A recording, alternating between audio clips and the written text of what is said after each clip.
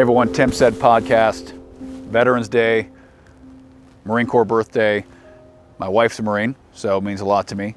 And a lot of close friends were Marines. And standing here in Ravalli County at the Ravalli County Museum, and a list of names, you know, that means a lot. And unfortunately, I bet you most people walk by this thing and never read any of these names.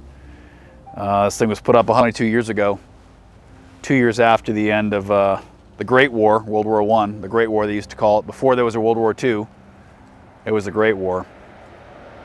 And you know, a couple years ago, I started wearing all these bracelets on my wrist. I wore one of a friend of mine, Ben Tiffner, and I realized when I was sitting at the Belgrade High School for a Veterans Day ceremony, and they started running a list of names of all the graduates of Montana schools who had been killed during the global war on terror, and I realized how long the list was.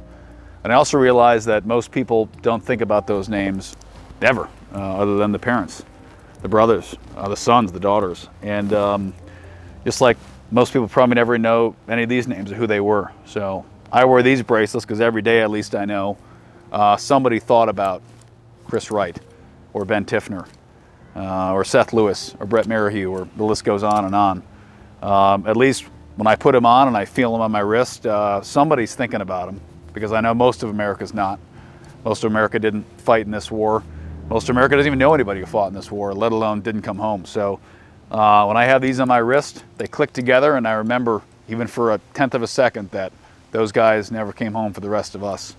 And someday we'll make a wall like this for them. But happy Veterans Day.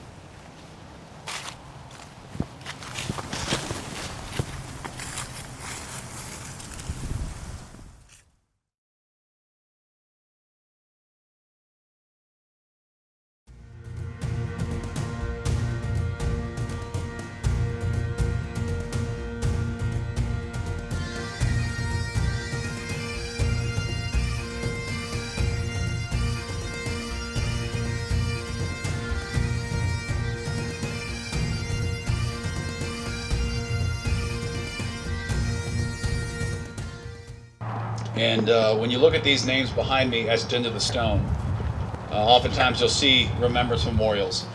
And it's easy to walk by these and say, that's a nice park, and keep going. But each name represents a family that didn't have a son, lost their daughter, lost their father or husband. And when we go to war, many of our very, very best don't come home.